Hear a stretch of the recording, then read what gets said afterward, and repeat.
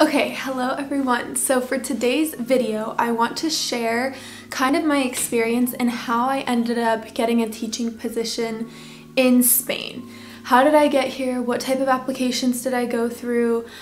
How was the process and how did everything work out for me? So first I want to say that this was something that I wanted so badly. So I had thought about coming to Spain to teach English ever since probably straight out of high school. Like, I always wanted to come to Spain. I didn't know what capacity I was gonna get to Spain, how I was gonna get there, what I was gonna do. But then once I entered the elementary education program at my university, I was like, okay, well, maybe I can come to Spain to teach English. So it's been a dream of mine for a long time, and I'm so thankful that I finally made it here. And if you also have dreamed of coming to Spain and you want to teach English, or even if teaching English doesn't go along with your degree path, I know that a lot of people come to Spain to teach English kind of as a gap year, because just by speaking English, and if you've worked with kids before, you can probably make your way around it and learn how to teach English. So basically, let's get started with the first application that I applied for. So the first source I went to was through my university. I highly recommend first looking at opportunities within your university. So I just think it's the easiest way. There's a lot of people at the university that are there to help you get to where you want to be. So the first program I applied for is called Fulbright. Now, Fulbright is like a government-funded program, and it is so competitive, like extremely competitive. I had been working on the application I started the application in the springtime and the application was due in the fall. So I almost worked on it for an entire year. I was speaking with an advisor like bi-weekly, like every 2 weeks, and then leading up almost every week. There's like 2 big essays that you have to write. You have to get letters of recommendation. You have to pass a language exam. So this wouldn't be the best option if you don't know any Spanish, because you do need to know Spanish in order to get into the program. So anyways, I spent a lot of time working on this application. I was really confident that I was like qualified to do it because of my background. Like, I was an elementary education major. I was going to be graduating with my master's degree, and I had experience in reading research. So I was like, this is great. This is what I want to do. Everything's going to be fine. I was definitely overconfident. I think it's good to be confident, and I'm glad I was confident going into it, but I ended up not even being accepted after the first round. So that was difficult because it was like a big blow to me, because I was like, wait, I thought I was like kind of overqualified for all of this, so I need to like take a step back and like assess why I didn't get into it, but also it was very competitive. So that didn't end up working out for me, but it was kind of a blessing in disguise, because having done and gone through the whole application process, I already had like all of the material I needed in order to apply to any other program that I was going to apply for. I had my essays, I had letters of recommendation, I had everything I needed. So it's not like the work that I had done was for nothing. It also was during the first round of COVID, so I had nothing better to do anyways. So the Fulbright program did not work out for me, but I do recommend that people apply for it if it's something, I think it's for everybody in the United States. So definitely look into that and see what opportunities there are through that. There's a lot of different countries that you can apply for. And yes, so that's my first recommendation, and that's the first thing that I did. So after that, I realized, like, this was in January and I was graduating that May. So I was like, I need to figure out what I'm going to do. So I started applying for a whole bunch of like permanent positions through like Indeed and other websites, and I spent so much time like filling out applications, sending my resume to emails. I wrote a cover letter, which everybody should have a cover letter anyways. So, but like I said, it wasn't like an insane amount of work because I had already done all of the preparation from my Fulbright application. So when I was applying for full-time positions, I noticed that pretty much everybody was rejecting me because I did not have an EU passport or a work visa. So that's where things got so difficult, because if you want to be working in Spain and you're applying for positions from the United States, they want to see that you already are legal, like you already have the legal paperwork to work in their country. And I guess it's that they don't want to have to go through the process of helping somebody do that, because I was always just like, if you would help me do it, I know I could get the paperwork. But anyway, so that's why applying for a job didn't work out for me. It might work out for some people, like if you have dual citizenship or something, like go ahead and do that. But I found it to be a very difficult route, and since I knew I only wanted to be in Spain temporarily, like for just this year, I was like, okay, let me like explore further options. So after applying for jobs, I still continued applying for jobs because I thought, you know, like what do I have to lose? So while I was going through the process of applying for full-time positions, I also was kind of Googling and trying to do my research about other opportunities, and that's where I found like language and culture assistance. So I think that's the biggest way that people come to Spain. So there's this big program that's called NALCAP, North American Language and Culture Assistance Program. So I applied to this program along with my job applications. Like I was doing it all at the same time. I had like a running spreadsheet on my iPad of like all the things I was applying for, what I was getting rejected, when I applied for it, just to keep track of everything, because it was hard to remember all the places I had applied for and what the status was on my application. So I do recommend doing that if you're going through a lot of applications, like kind of just creating a spreadsheet of your progress and where you are, and like writing down also the other programs that you want to apply to. So I applied to the NALCAP program here in Spain. I think they also have it in other countries. It's run based off of the government in Spain, and it's, from what I've heard about it, it's a really great program. It's not what I ended up doing, but I'll get to that later. So I definitely think it's something worth looking into and applying for. So after applying for the NALCAP program, I was researching and I saw some programs. There's a lot of programs out there, but they make you like pay a startup fee like for helping you with all of your paperwork and everything, and it was like between $1,000 and $2,000 to come, and I just didn't feel like it was worth it. I wanted a position where like I was just gonna get paid and not have to pay them to go there and teach, if that makes sense. But if you're able to do that, that's also another way that you can come to Spain. There's several programs you can come on. And they also have like different durations of programs. They have shorter ones and they have ones that are like for a full year. So then I stumbled across Meddeas. So I'll put up on the screen like how all of these things are spelled so that you can look it up. But the Meddeas program was basically similar to the Language and Culture Assistance program. You have to go through a round of interview processes. They place you at a school within different regions in Spain, and you get a certain stipend. So a certain amount of money based off of the region you're living in, because if you're in a big city, it's more expensive. If you're not in a big city, it's less expensive. And so it was something that I was really interested in again. So I started applying. My application was fast-tracked and I was contacted to do an interview.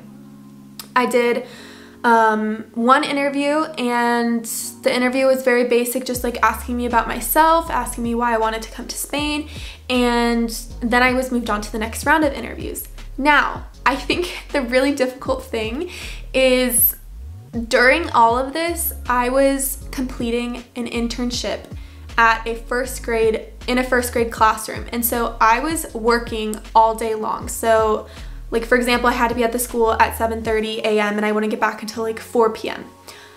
Because of the time difference, if I were to wait until I got back home to do these interviews, nobody is awake still. I mean, people are awake still, but the workday is over for everybody in Spain.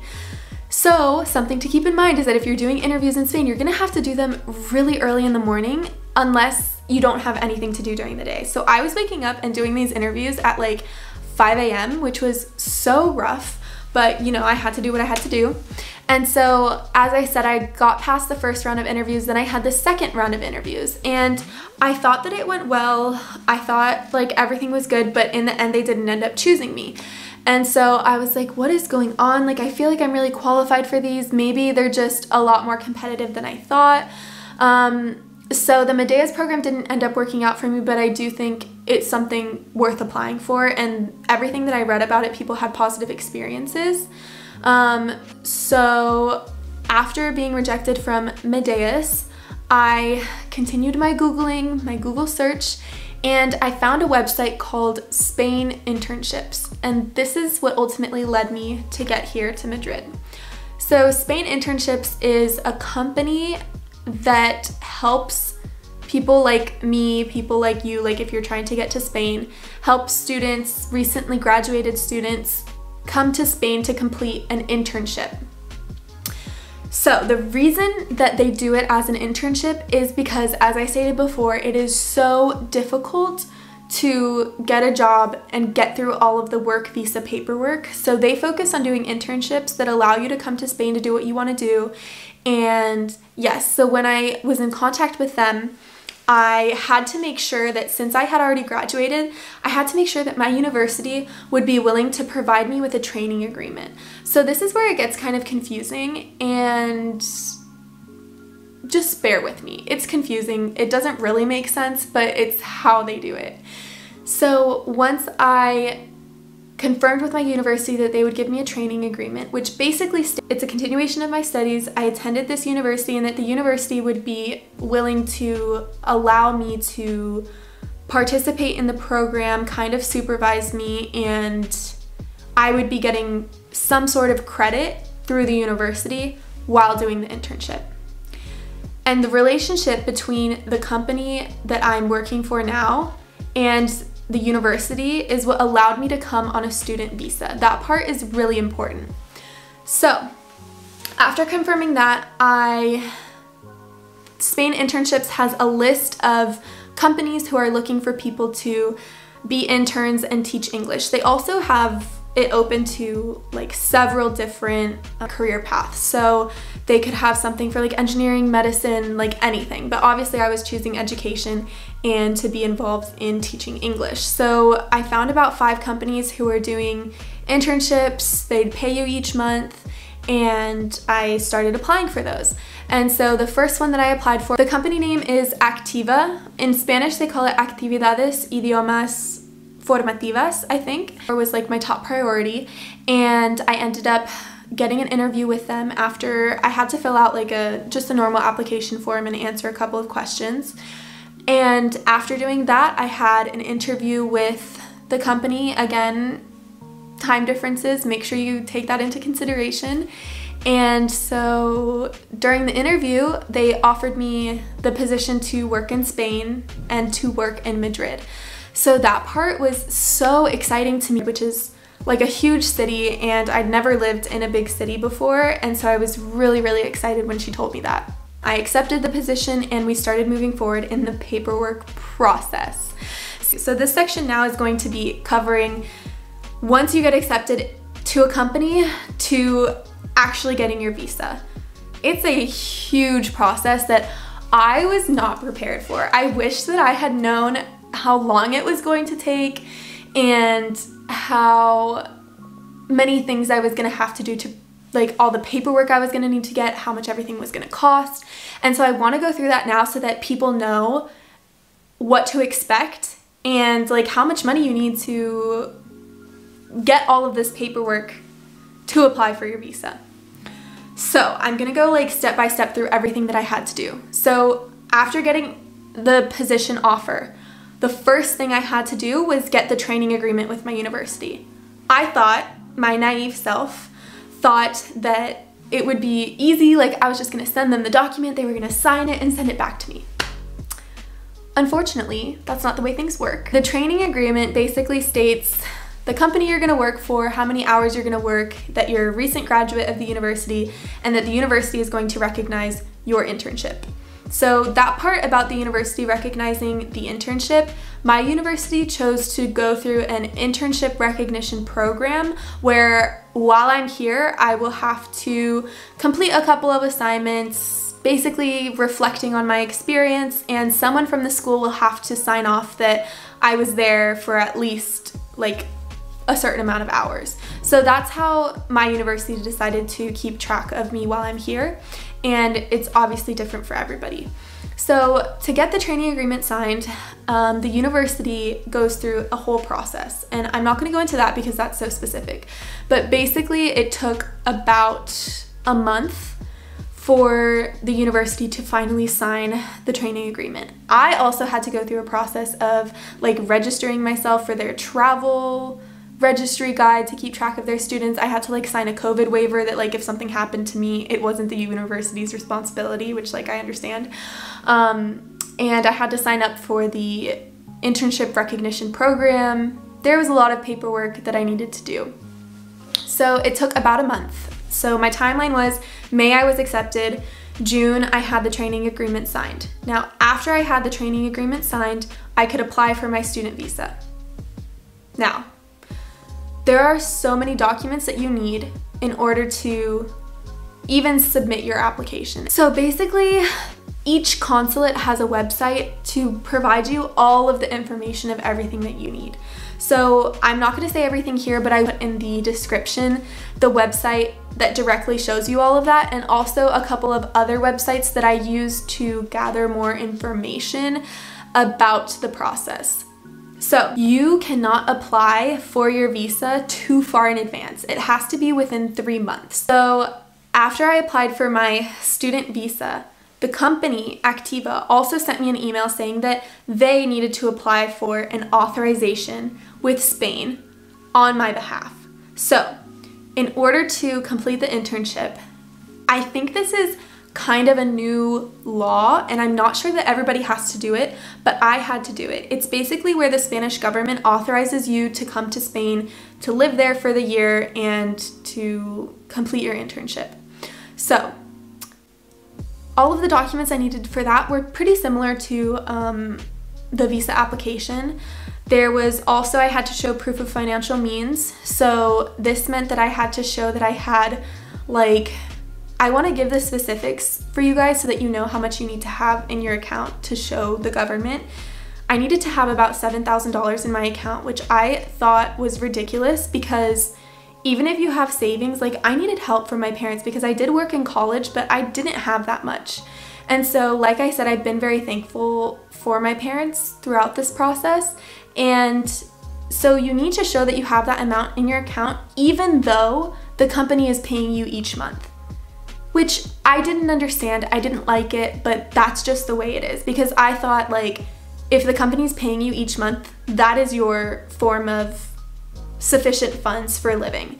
But no, for the authorization, you had to show that you had more.